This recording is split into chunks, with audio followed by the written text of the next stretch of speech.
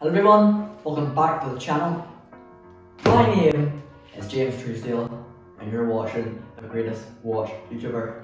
In today's video, we are doing 5 tips to know when getting into buying watches. Before we get into the video, I want to say make sure to like the video and subscribe if you enjoy the content. Let's get into it. The first watch you should buy. So if you've been looking at the watches for a while, you've seen hundreds of good looking ones, Tissot, Omega, Rolex, Casio, Seiko, you've seen it all. Let's say you're getting into the watches, so you're not going to spend an awful lot of money on one. You don't want to spend £400 on a watch. So, what was that noise?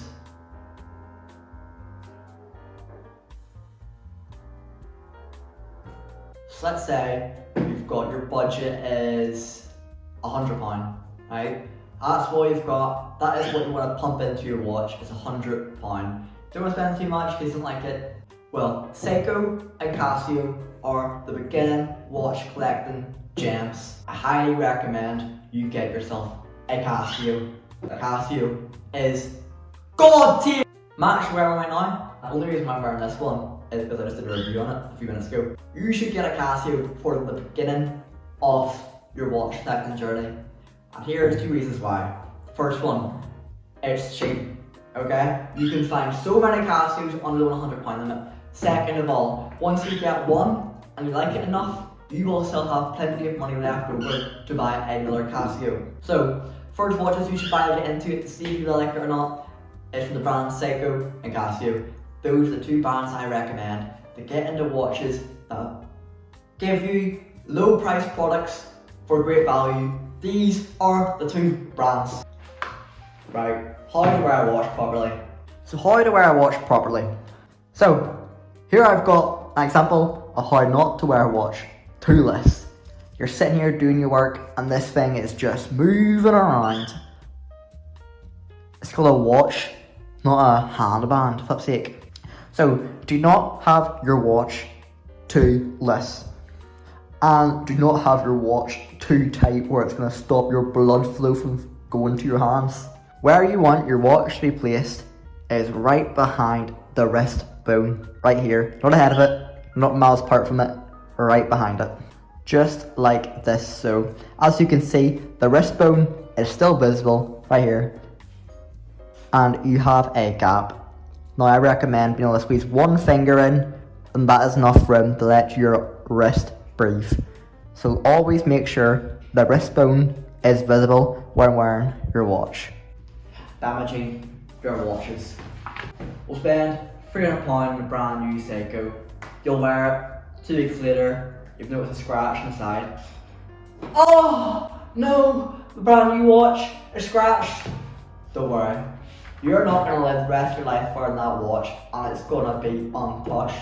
Your watch will experience certain stuff like that. But at the end of the day, it just builds character. When I got my first watch, the Casio Royale, there wasn't a scratch on it and I loved it. But I've had that thing for about half a year now, right?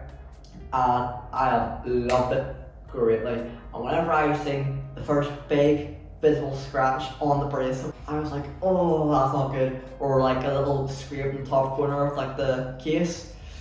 But I've come to realise, at the end of the day, your watch will not stay perfect. Fair enough, if you crack your screen, that is something a bit different. Don't worry about it, because it does just build character. It might be a little bit more sad when you do it right as you get it. Do not worry, it is just a part of having watches that are going to get scratched up. Setting the day and the date on your watch. There's something in the watch community called the danger zone, right? And whenever you're changing your date or day, you cannot change it in these times because it could muck around with the mechanics. I'll show you here now. So here I've got my Fossil FS5855, really nice watch. So as you can see, there is a date window right there. So I should never change that date window between the hours of 9 PM and 1 AM. It will mess around with the mechanics inside and could lead to damaging it. So what you should do to solve that problem is, before you want to change your date, is pull out of here and bring both of your hands up to 630, because it is always guaranteed out of the danger zone. How do I even get the watch 630? It's really easy to remember because both hands are facing down. So if you want to change the date on your watch, remember, put it to 6:30 first, or if you want to do that, just make sure you're not doing it after 9 at night and before 1 a.m. The fourth tip: do not listen to the watch snobs. If you want a watch and you think it's good, don't listen to the watch friendly. Now listen to the watch friendly if they're telling you that it's not the best quality and doesn't have a good story. That's fair enough. But if they're blabbering on with their own opinions about the watch, don't let it discourage you to buy it. If you know that the brand is good, it's trusted, and you like that watch, buy it. That's all I can say. I know I said 5 tips, but I'm going to add a bonus one in. Hate Hublot, the rubbish. I'm not Nico, but hate Hublot.